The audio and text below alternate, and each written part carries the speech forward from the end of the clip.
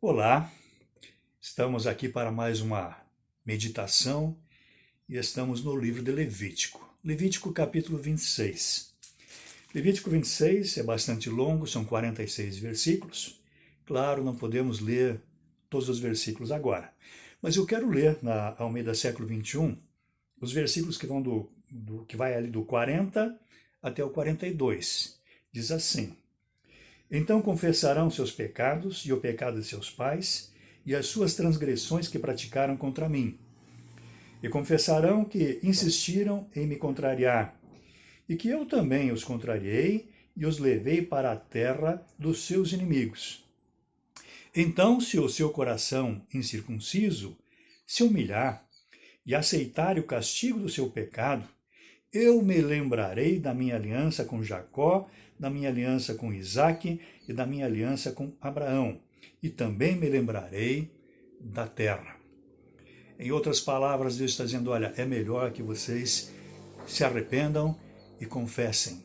E é a lição básica de hoje. Quando nós pecamos, quando nós vamos contra aquilo que a palavra de Deus diz, o melhor que nós podemos fazer é nos arrependermos e confessarmos. Deus já sabe o que fizemos. Mas seria interessante, né? É interessante e bom para nós confessarmos.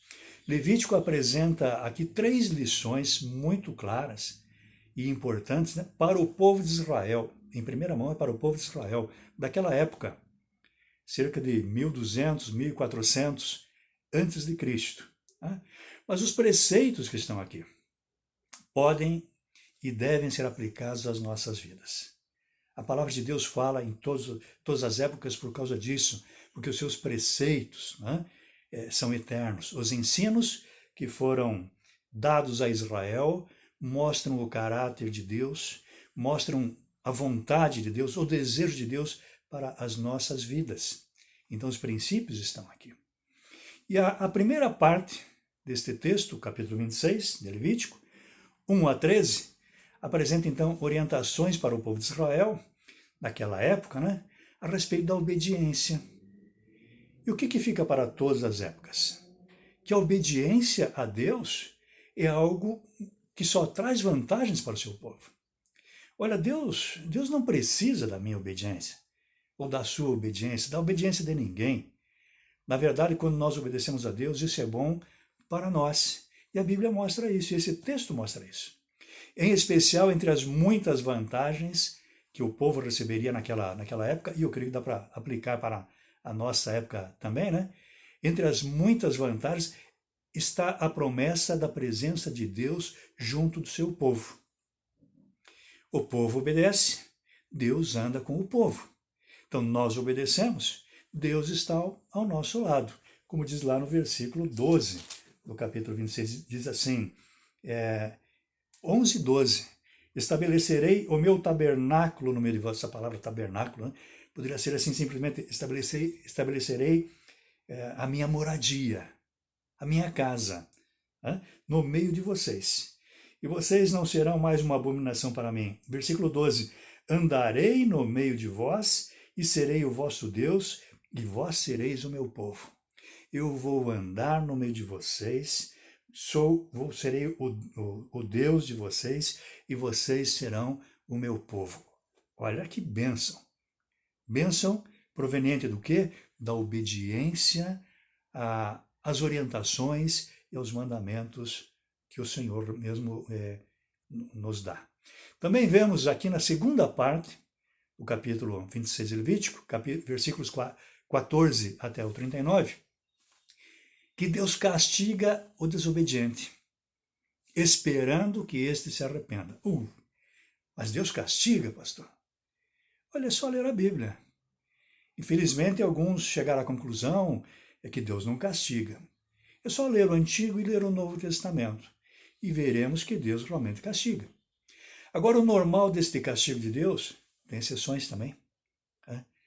O normal desse castigo de Deus é para que o povo volte atrás, é para que o povo se arrependa, é para que aquele que está errado reconheça o seu erro.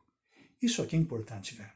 Sabemos pelo ensino geral da Bíblia, então, irmãos, que nem todas as dificuldades e sofrimentos da vida são fruto do castigo de Deus. É óbvio que não, claro que não. Né? Mas o texto aqui em foco, e outros também, né, mostram que Deus castiga os desobedientes para o próprio bem destes desobedientes.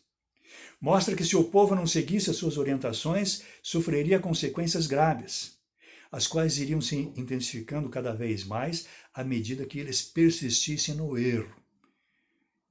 Olha, é pura insensatez reconhecer o erro e persistir no erro.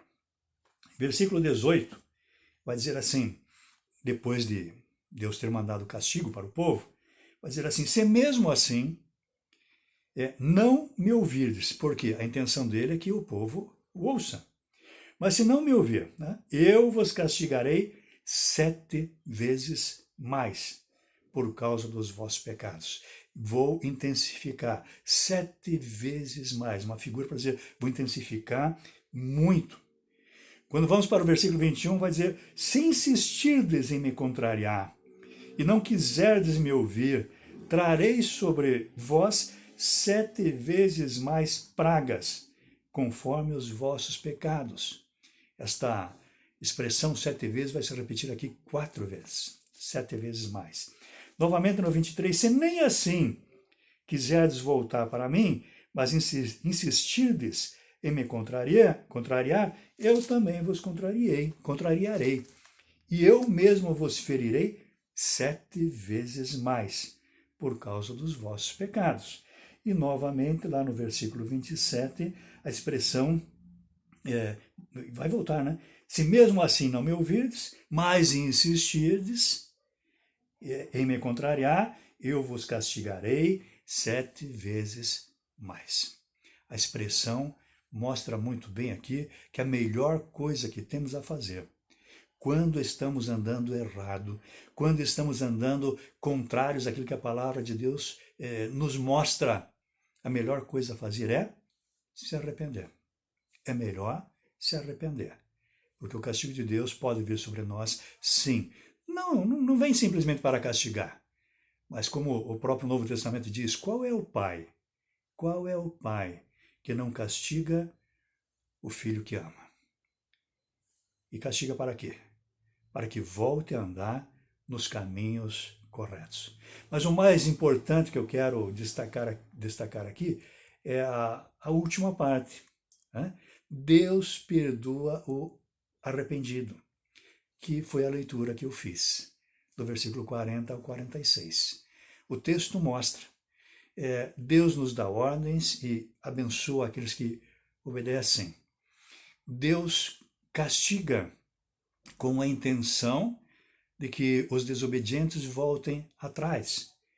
E aqueles que voltam atrás, aqueles que se arrependem, está aqui na terceira parte, do 40 ao 46, o texto mostra então que Deus realmente perdoa o arrependido. Olha que maravilha.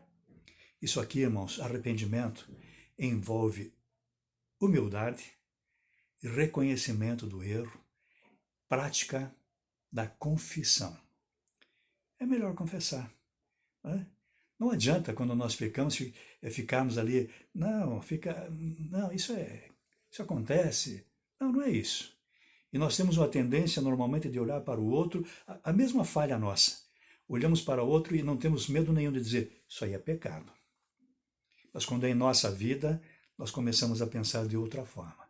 Mas isso aí é só um momento, é só uma falha, isso aí acontece. Deus perdoa o arrependido. Então, não vale a pena ficar brigando com Deus. Sempre que é necessário, é melhor reconhecer o pecado e confessar. Quero encerrar simplesmente citando 1 João, capítulo 1, versículo 9. Texto tão conhecido e tão necessário em várias fases da nossa vida.